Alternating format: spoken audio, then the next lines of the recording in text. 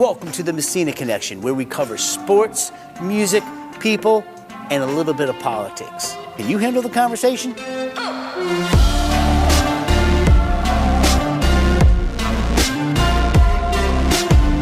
All right, ladies and gentlemen, welcome to the Messina Connection with Scott Messina. I'm here with my good friend Dave Chioli. We got a lot to talk about, and you know what I want to start off with.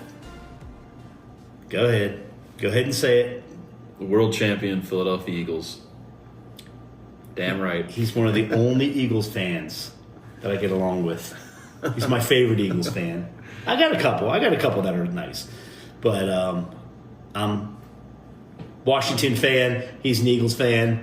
And that's how we actually became buddies about 15 years ago, watching the games. And then all of a sudden, it just went from there, man. It did. So your career, what you do. So basically, the Messina Connection talks about everything, dude. We talk about business, we talk about music, entertainment, we talk about politics, real talk, no bullshit, just straight up, no fluff, and no censorship, which is very important to both of us, right? But tell everybody what you do, man. Mecca Productions. I mean, it's just an unbelievable thing at what you do, and then I'll brag about you. Oh wait. Shot with Scott. You got to start everything with a shot with Scott. Let's go. Beautiful.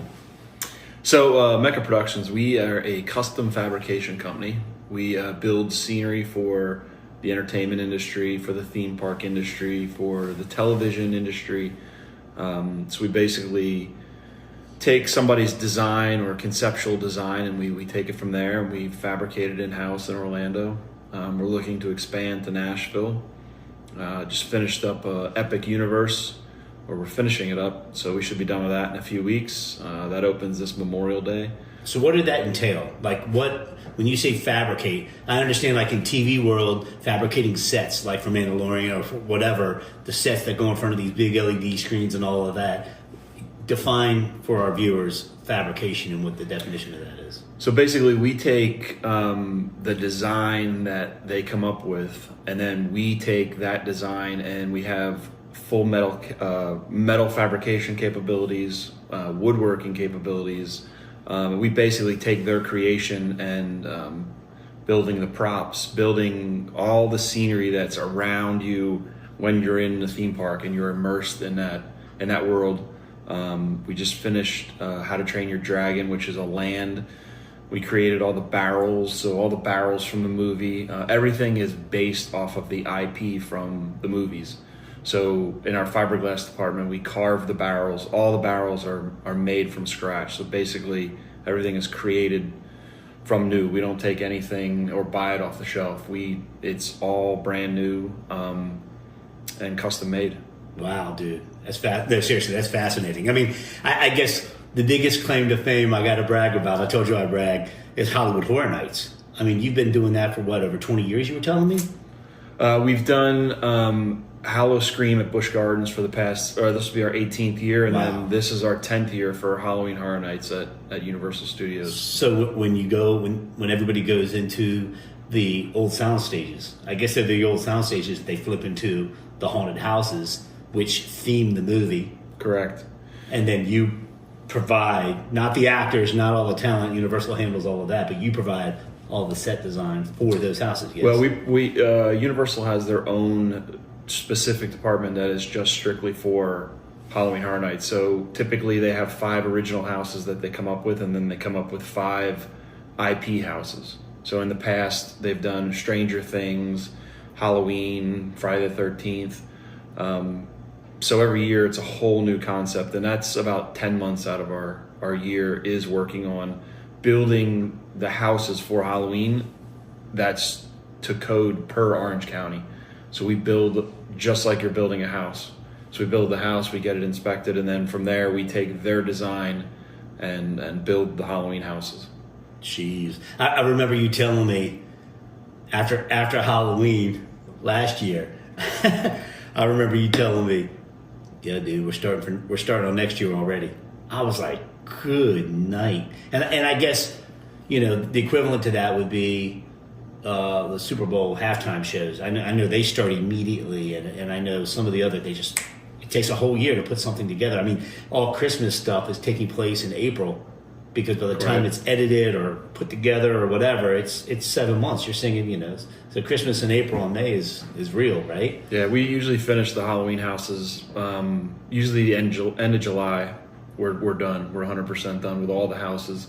So then they have time to do their lighting and audio and all of that, and then actor training, and so it's one of their biggest. It's probably it is the biggest event that Universal Studios puts on.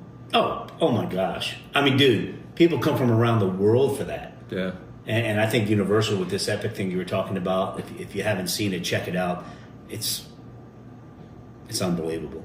Yeah, it's. I got to see a sneak peek. I had to sign NDAs on it, but my goodness, I can't talk much. I know you can't either, but I guess it's ready to open like soon. Memorial Day weekend, it's opening. Oh, okay, May. But I think from what I heard, they're gonna do a kind of a soft opening. They're gonna let influencers go in and kind of do their preview of it. So these influencers, man, they're getting paid. They're getting paid to literally, You were laughing at how many cameras I have on this podcast, on this show. Yeah, there are a lot. All we need is a red carpet, right? But they'll go to one of the parks and they'll just go live. And they're like, just walk. Like, there's no production value. There's nothing. It's FaceTime on your phone. Yeah. And they're live on their YouTube feed and they're making hundreds of thousands of dollars. Kudos to them. I'm not hating on them. It's brilliant. It's brilliant that there's that many followers loving to see normal people enjoy themselves, or gurus that know the parks down in Orlando. We're in Nashville right now. I have no problem prefacing that because of I Showcase Music and some other great things that are happening, and Mecca's getting ready to open, and we're going to tour, my other studio, View Studios, who I'm affiliated with tomorrow. That you're going to like that. I can't wait. I can't wait to see it. That's gonna be really cool for Mecca Nashville too, because they need fabricators. I think now we're talking business on this. I think you have a niche, or what's the word? How do you pronounce it? Niche. I think you have a niche market on not many people do what you do. Now, when it comes to music and Music City, I've been blown away, man. I mean, the culture down here, the people actually listen. They actually pay attention. They actually love it. They support it. But I think you have an issue on what you're doing, because I don't think that there's a lot of you down here. No, I don't think there's many down here. So, but I don't know how much. I mean, do they still make music videos? I think they do. I don't think they're as high budget. I don't think you're doing $1 million Thriller, Michael Jackson Thriller videos anymore. And that's a whole nother ball game, man. I mean, what they do. They'll go crazy on the video, but then the artist doesn't realize that, dude, you're paying that back. Right. Oh, yeah. You're paying that back. And you're paying that back pennies on the dollar, because every record company will recoup their money. So they had no problem spending it. But, Jelly Roll had a documentary. There was a something recently. He explained it so well. He was like, and all he's trying to do is just like what I'm trying to do with I Showcase Music and I Showcase TV. I want to help people. I want to educate people. I want to, dude, they just don't know. There was, in the NFL, there was actually a group of veterans that started classes trying to teach the players how to responsibly use their money. Sure. So, I mean, you play for 5 years, you get hurt, you're done. You play. Some people play for 10. Not everybody's Tom Brady, right? They need that in the music industry. I think it needs to be completely upfront and completely, hey, okay. Oh, yeah. If you want that $500,000 video, or you want that $250,000 video, you're going to pay this back, and you're not going to pay it back. Nobody's buying records, dude. Yeah. Well, Snoop even came on. He got 1 billion streams and only made like $42,000 on 1 billion streams, and he was like, "What the heck? What the hell is this about?" Yeah. So somebody at that caliber, at that level of fame, could really help the system and make it. And the music, I could go on and on about this, to which I am.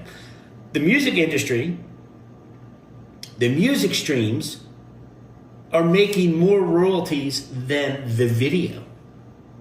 Hear what I just said? Oh, yeah.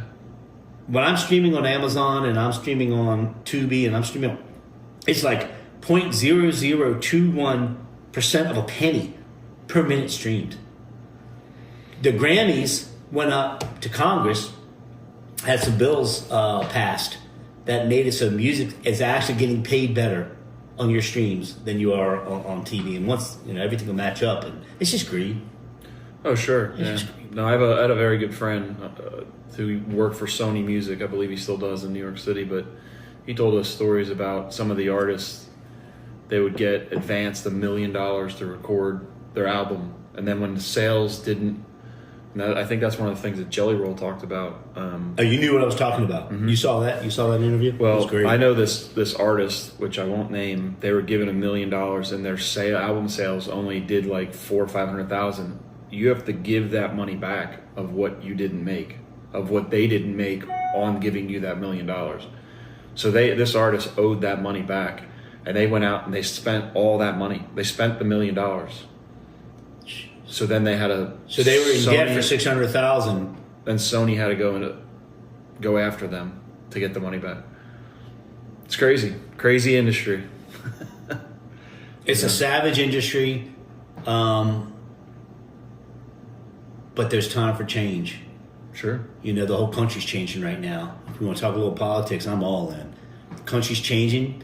It's exactly what I voted for. It's better than I expected. And it's like, I've known for so long how much corruption. That was a great segue, man. Sure. You said your own podcast, dude. That was a beautiful transition. I don't have enough cameras. You got me as your buddy. You're good. So, I have known, I'm from D.C. originally, and born and raised, man, 28 years. And I'm just like, moved to Orlando, been there for 25 years. And I knew, it's the most...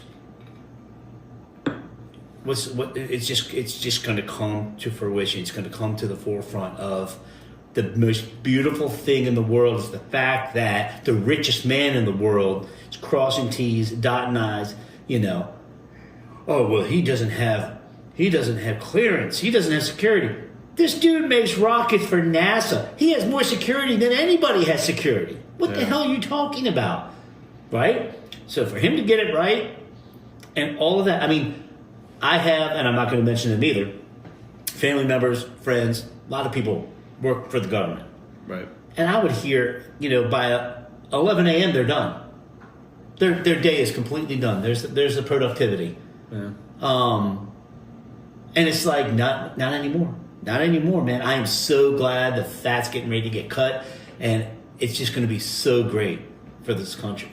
The amount of taxes I pay, I like to know where my money's going. And the fact that my mom is about to be 82 and she's worried about her Social Security, and then you find out that, million plus people are getting checks every month, then they're 150 to 200 years old. 150 years old. I just think that the corruption is so deep that, and they're trying to block him right now.